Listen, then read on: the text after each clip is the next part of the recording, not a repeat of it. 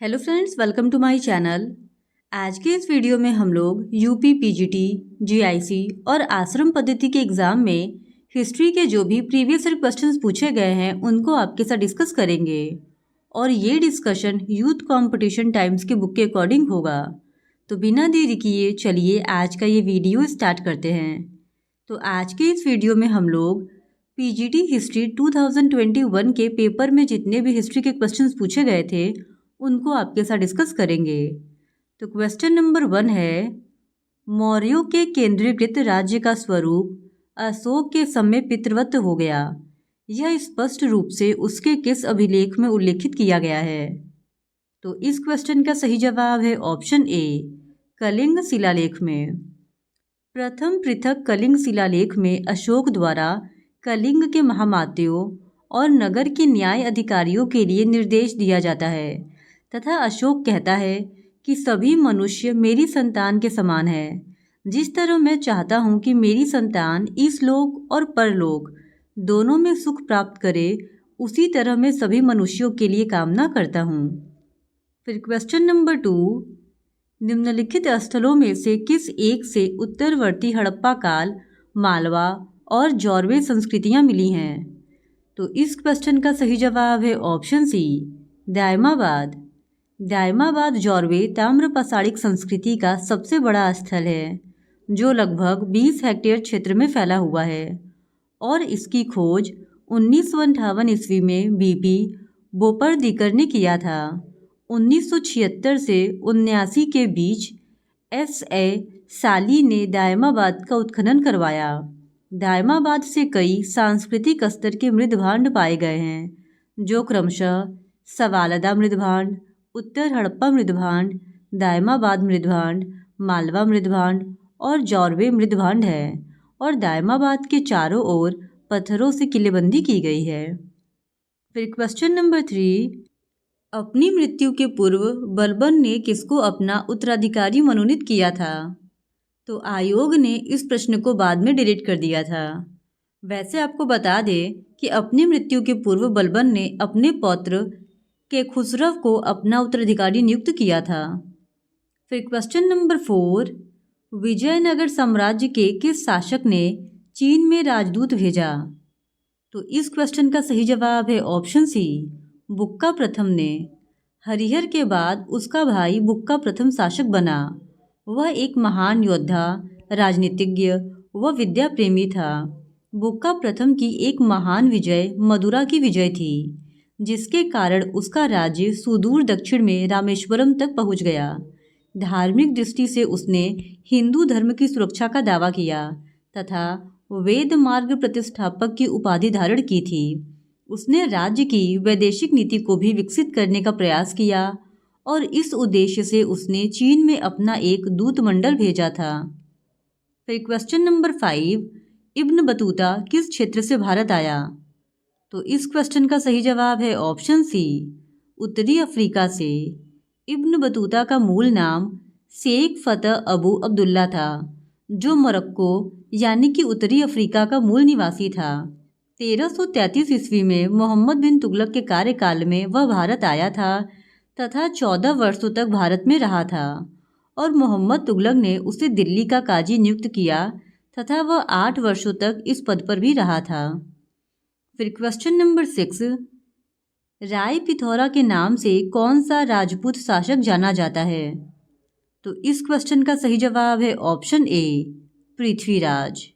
मोहम्मद गौरी के आक्रमण के समय दिल्ली और अजमेर के चौहान वंशीय शासक पृथ्वीराज तृतीय, जिसे राय पिथौरा के नाम से भी जाना जाता है, के शासन था। वह सभी तत्कालीन भारतीय शासकों में उस समय सर्वाधिक शक्तिशाली था। फिर क्वेश्चन नंबर 7, यंग बंगाल आंदोलन किसने शुरू किया था? तो इस क्वेश्चन का सही जवाब है ऑप्शन ए, डेरोजियो ने। यंग बंगाल आंदोलन की शुरुआत हेनरी विवियन डेरोजियो ने किया था। 1830 ईस्वी के दशक में राष्ट्रीय जागरण की भावनाओं के बीजारोपण में हेनरी विवियन डेरोजियो का नाम प्रसिद्ध है। इनके अनुयायी डेरोजियन कहलाते थे। डेरोजियो हिंदू कॉलेज कलकत्ता में अध्यापक थे और अद्भुत प्रतिभा के धनी डेरोजियो फ्रांस की क्रांति से गहरे प्रभावित थे। डेरोजियो एक आंग्ल भारतीय थे जो अतिवादी विचार रखते थे तथा वे जर्जर एवं पुराने रीति रिवाजों का विरोध करते थे। फिर क्वेश्चन नंबर 8, वैदिक काल में किसे अन्य देवताओं और मनुष्यों के बीच मध्यस्थ देवता माना गया है? तो इस क्वेश्चन का सही जवाब है ऑप्शन ए, अग्नि। ऋग्वैदिक आर्यों का सबसे महत्वपूर्ण एवं प्रतापी देवता इंद्र था। अग्नि का स्थान इंद्र के बाद आता है और इस पर 200 सूक्त है।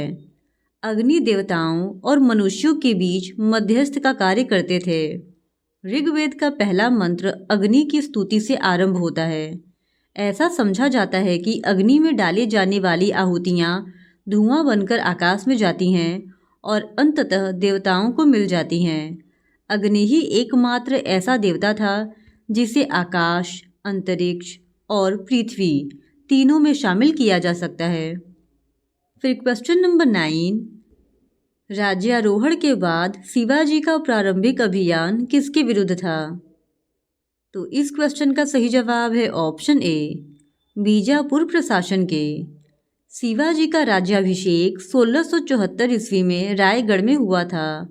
अपना राज्याभिषेक कराने के लिए शिवाजी ने काशी के प्रसिद्ध विद्वान विश्वेश्वर भट्ट अर्थात श्री गंगा भट्ट को बुलाया था। अपने राज्यारोहण के बाद शिवाजी का प्रारंभिक अभियान बीजापुर प्रशासन के विरुद्ध था, जो कि 1676 से 1678 के मध्य में हुआ था। फिर क्वेश्चन नंबर 10, गंगईकोंडचोलपुरम में किसने बृहदेश्वर मंदिर का निर्माण करवाया? तो इस क्वेश्चन का सही जवाब है ऑप्शन डी, राजेंद्र प्रथम ने। राजेंद्र प्रथम के शासनकाल का एक अत्यंत उल्लेखनीय सैनिक अभियान कलिंग के रास्ते बंगाल पर किया गया आक्रमण था। इस आक्रमण का नेतृत्व विक्रम चोल ने किया था। 1022-23 ईस्वी में चोल सेनापति ने पाल नरेश महिपाल पर आक्रमण कर उसे पराजित कर दिया और इस अभियान का उद्देश्य गंगा नदी का पवित्र जल लाना था। इस विजय की स्मृति में राजेंद्र प्रथम ने गंगईकोंडचोल का विरुद्ध धारण किया और उसने कावेरी के मुहाने पर नई राजधानी बसाई और उसका नाम गंगईकोंडचोलपुरम रखा तथा यहाँ पर इसने बृहदेश्वर मंदिर का निर्माण कराया। फिर क्वेश्चन नंबर 11, निम्नलिखित घटनाओं को कालक्रमानुसार व्यवस्थित कीजिए तथा नीचे दिए गए कूट का प्रयोग कर सही उत्तर का चयन कीजिए। पहला, लखनऊ समझौता। दूसरा, जलियांवाला बाग हत्याकांड। तीसरा, रॉलेट एक्ट। और चौथा, गदर पार्टी की स्थापना। तो इस क्वेश्चन का सही जवाब हो जाएगा ऑप्शन सी। सबसे पहले आएगा गदर पार्टी की स्थापना, जो कि 1 नवंबर 1913 ईस्वी को हुआ है। उसके बाद लखनऊ समझौता, जो कि 1916 में हुआ है। फिर रॉलेट एक्ट, जो कि 1919 को हुआ है। और फिर सबसे अंत में जलियांवाला बाग हत्याकांड, जो कि 13 अप्रैल 1919 को घटित हुआ था।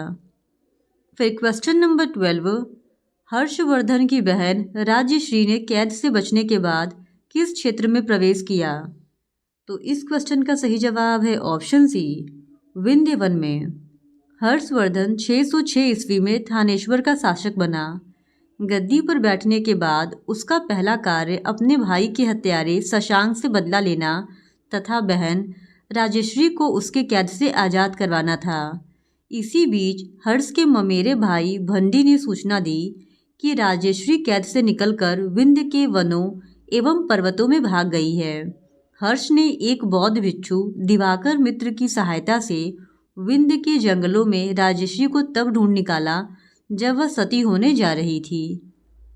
फिर क्वेश्चन नंबर 13, भारत व पाकिस्तान के मध्य नागरिक प्रशासन हेतु बंटवारा परिषद का अध्यक्ष कौन था? तो इस क्वेश्चन का सही जवाब हो जाएगा ऑप्शन सी, लॉर्ड माउंटबेटन। स्वतंत्रता और विभाजन के पश्चात नागरिक प्रशासन से संबंधित मुद्दों तथा कर्मचारियों के बंटवारे की समस्या को सुलझाने के लिए बंटवारा परिषद का गठन किया गया, जिसके अध्यक्ष भारत के गवर्नर जनरल लॉर्ड माउंटबेटन थे।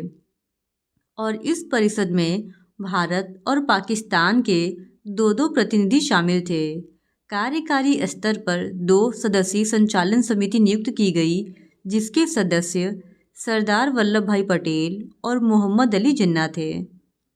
फिर क्वेश्चन नंबर 14, निम्नलिखित किस स्थान से 4 सिंह युक्त शीर्षक की प्राप्ति की गई थी? तो इस क्वेश्चन का सही जवाब है ऑप्शन बी, सांची। सांची भारत के मध्य प्रदेश राज्य के रायसेन जिले में स्थित है। सांची शहर बौद्ध स्तूपों के लिए प्रसिद्ध है। सांची के स्तूपों का निर्माण सम्राट अशोक ने करवाया और ध्यातव्य है कि सांची से 4 सिंह युक्त शीर्षक की प्राप्ति हुई है। ये 4 सिंह पीठ सटाए हुए बैठे हैं और इन सिंहों के नीचे दाना चुगते हुए हंस दर्शाए गए हैं। फिर क्वेश्चन नंबर 15, खिलजी वंश के निम्नलिखित शासकों में किस एक ने किलोखरी को अपनी राजधानी बनाया? तो इस क्वेश्चन का सही जवाब हो जाएगा ऑप्शन बी, जलालुद्दीन फिरोज ने। खिलजी वंश की स्थापना जलालुद्दीन फिरोज शाह खिलजी ने की थी। इस वंश में कुल 4 शासक हुए जो 30 वर्ष तक शासन किए। जलालुद्दीन खिलजी कबीले का तुर्क था, जिसका राज्यारोहण 13 जून 1290 ईस्वी को कैकुबाद द्वारा बनवाए गए अपूर्ण किलोखरी के महल में हुआ। उसने किलोखरी को अपनी राजधानी बनाया और उसने 1 वर्ष तक वहीं रहने का निश्चय किया, क्योंकि दिल्ली की जनता इलबारी तुर्कों के शासन की 80 वर्षों से अभ्यस्त हो चुकी थी। अतः वह एकाएक जलालुद्दीन के शासन को स्वीकार करने को तैयार नहीं थी। फिर क्वेश्चन नंबर 16, जगहपेट शिल्प का संबंध है। तो इस क्वेश्चन का सही जवाब है ऑप्शन सी, बौद्ध से। फिर क्वेश्चन नंबर 17, दिल्ली सल्तनत काल में मसाहत शब्द का प्रयोग भूमि माप के लिए किसके शासनकाल में किया गया? तो इस क्वेश्चन का सही जवाब है ऑप्शन बी, अलाउद्दीन खिलजी। अलाउद्दीन खिलजी के शासनकाल में भू राजस्व की दर सर्वाधिक थी। एक अध्यादेश द्वारा उसने उपज का 50% भूमि कर के रूप में निश्चित किया। अलाउद्दीन प्रथम मुस्लिम शासक था जिसने भूमि की वास्तविक आय पर राजस्व निश्चित किया। इसके लिए उसने बिस्वा को इकाई माना और सल्तनत काल में मसाहत भूमापन प्रणाली को पुनर्जीवित करने का श्रेय अलाउद्दीन खिलजी को प्राप्त है। वह लगान को गल्ले के रूप में लेना पसंद करता था। फिर क्वेश्चन नंबर 18, निम्नलिखित में से किसने उत्तर प्रदेश में प्रथम नवपाषाण उपकरण प्राप्त किया? तो इस क्वेश्चन का सही जवाब है ऑप्शन डी, ले मसूरिय। नवपाषाण या नियोलिथिक शब्द का प्रयोग सबसे पहले जॉन लुबाक ने 1865 में प्रकाशित पुस्तक प्री हिस्टोरिक टाइम्स में किया था। विश्व के संदर्भ में नवपाषाण युग 9000 ईसा पूर्व से प्रारंभ होता है, लेकिन भारत में इसकी शुरुआत 7000 ईसा पूर्व में हुई। सर्वप्रथम 1860 ईस्वी में ले मसूरिय ने इस काल का प्रथम प्रस्तर उपकरण उत्तर प्रदेश की टोंस नदी घाटी से प्राप्त किया था। फिर क्वेश्चन नंबर 19, औरंगजेब के समय में लिखी गई पुस्तक फतवा ए आलमगीरी का संबंध है। तो इस क्वेश्चन का सही जवाब है ऑप्शन ए, कानून संहिता से। औरंगजेब के समय में लिखी गई पुस्तक फतवा ए आलमगीरी का संबंध कानून संहिता से है। फतवा ए आलमगीरी राज्य, कला, सामान्य नैतिकता, सैन्य रणनीति, आर्थिक नीति, न्याय और दंड पर एक शरीयत आधारित संकलन है। इस संकलन को व्यापक रूप से इस्लामी न्याय शास्त्र के क्षेत्र में सबसे अच्छी तरह से संगठित कार्यों में से एक माना जाता है। यह एक ऐतिहासिक कृति है जो मुगल बादशाह औरंगजेब के शासनकाल में विधिवेताओं के एक दल द्वारा तैयार किया गया था। फिर क्वेश्चन नंबर 20, निम्नलिखित में से किसने भारतीय राष्ट्रीय कांग्रेस को सुरक्षा कपाट सिद्धांत कहा? तो इस क्वेश्चन का सही जवाब है ऑप्शन बी, लाला लाजपत राय। भारतीय राष्ट्रीय कांग्रेस की स्थापना पर विभिन्न विद्वानों ने अपना मत प्रकट किया है।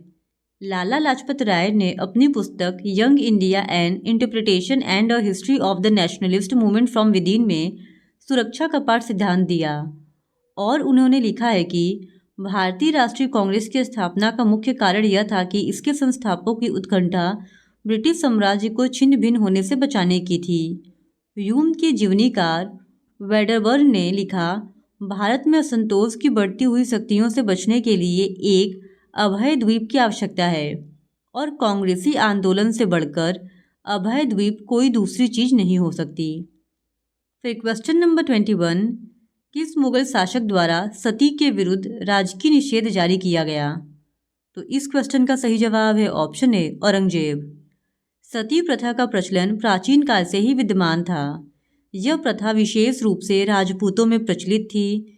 दिल्ली के सुल्तानों ने अपने समय में इसे रोकने का प्रयास किया। मध्यकालीन भारत में मोहम्मद बिन तुगलक पहला शासक था जिसने इसे रोकने का प्रयास किया। मुगल काल में अकबर ने भी इसे रोकने का प्रयास किया था, लेकिन औरंगजेब पहला मुगल शासक था जिसने स्पष्ट रूप से फरमान जारी कर अपने साम्राज्य में सती प्रथा को प्रतिबंधित कर दिया था। फिर क्वेश्चन नंबर 22, गुप्तों ने किस क्षेत्र में लौह अयस्क को प्राप्त किया था? तो इस क्वेश्चन का सही जवाब है ऑप्शन सी, मध्य भारत। गुप्तों को कुषाणों का सामंत माना जाता है। ऐसा माना जाता है कि वे मूल रूप से वैश्य थे। उन्होंने मध्य देश के उपजाऊ भागों पर शासन किया, जैसे मध्य गंगा बेसिन, साकेत और मगध। गुप्त शासक मध्य भारत और दक्षिणी बिहार के लौह अयस्क भंडारों का आसानी से दोहन करते थे। फिर क्वेश्चन नंबर 23, निम्नलिखित में से कौन भारतीय प्रेस की स्वतंत्रता के समर्थक थे? तो इस क्वेश्चन का सही जवाब है option C, Lord Hastings. Lord Hastings भारतीय प्रेस की स्वतंत्रता के समर्थक थे।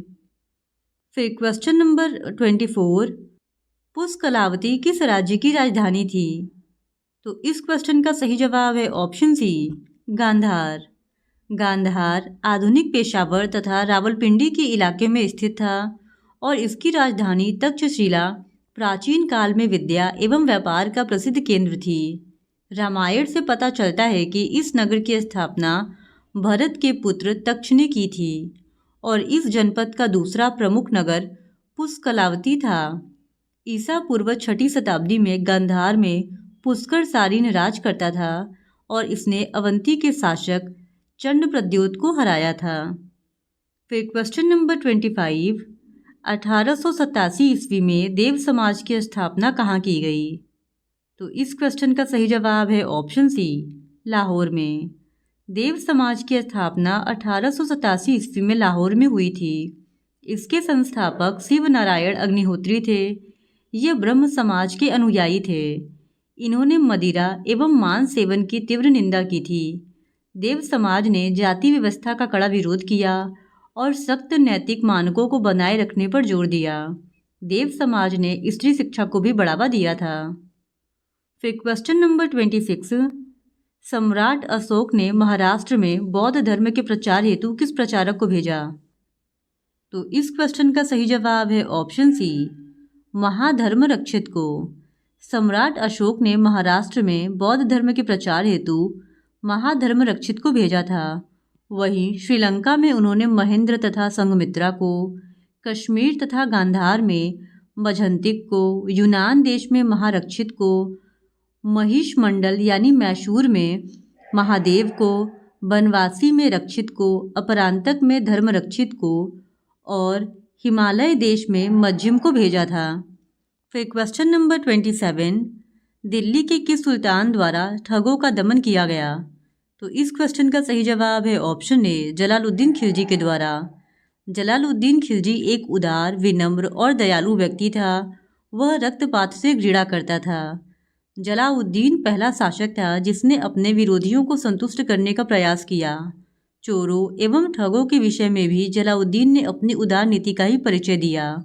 चोरी, लूटमार, डकैती व हत्या करने वाले लगभग 1000 ठग दिल्ली में पकड़े गए।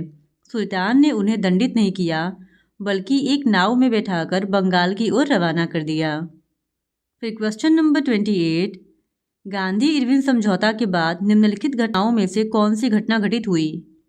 तो इस क्वेश्चन का सही जवाब है ऑप्शन बी, द्वितीय गोलमेज सम्मेलन।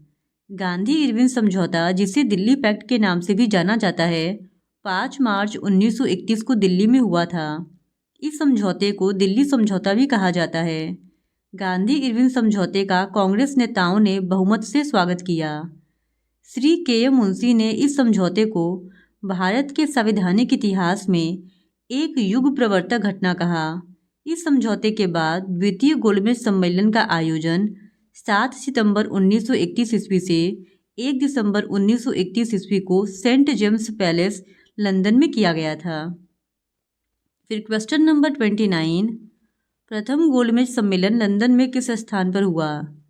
तो इस क्वेश्चन का सही जवाब है ऑप्शन डी, जेम्स पैलेस में। प्रथम गोलमेज सम्मेलन का आयोजन 12 नवंबर 1930 से 19 जनवरी 1931 ईस्वी तक सेंट जेम्स पैलेस लंदन में हुआ और इसका उद्घाटन जॉर्ज पंचम ने किया था तथा इसकी अध्यक्षता ब्रिटिश प्रधानमंत्री रैमजे मैकडोनाल्ड ने किया। इस सम्मेलन में प्रतिनिधियों की संख्या 89 थी। कांग्रेस ने इसमें भाग नहीं लिया था। ब्रेल्सफोर्ड के अनुसार सेंट जेम्स पैलेस में भारतीय नरेशों, दलित वर्ग, हिंदू, सिख, ईसाई, जमींदार, मुस्लिम वर्ग, श्रमिक संघों और वाणिज्य संघों के प्रतिनिधि सम्मिलित हुए थे। फिर क्वेश्चन नंबर 30, जैन धर्म का दिगंबर संप्रदाय संबंधित था। तो इस क्वेश्चन का सही जवाब है ऑप्शन डी, दक्षिणी भारत से। महावीर स्वामी की मृत्यु के बाद सुधर्मन जैन संघ का प्रथम अध्यक्ष बना। सुधर्मन के बाद जम्बू, संभूति, विजय तथा भद्रबाहु संघ के अध्यक्ष बने। संभूति विजय की मृत्यु के पश्चात स्थूलभद्र संघ के अध्यक्ष बने। इसी समय मगध में 12 वर्षों का भीषण अकाल पड़ा। इस समय भद्रबाहु, जो तत्कालीन अध्यक्ष थे, अपने अनुयायियों के साथ दक्षिण भारत चले गए। स्थूलभद्र मगध में ही रुक गए और श्वेत वस्त्र धारण करना प्रारंभ कर दिए, इसलिए वे श्वेतांबर कहलाए तथा भद्रबाहु, जो दक्षिण भारत चले गए थे, उनके अनुयायी दिगंबर कहलाने लगे। तो आज के इस वीडियो में इतना ही। बाकी के बचे हुए क्वेश्चंस का डिस्कशन हम लोग इस वीडियो के नेक्स्ट पार्ट में आपके साथ करेंगे। और अगर आप इसी तरह पीजीटी हिस्ट्री के और भी प्रीवियस ईयर क्वेश्चंस को देखना चाहते हैं तो please do subscribe to my channel and like this video. Thank you very much.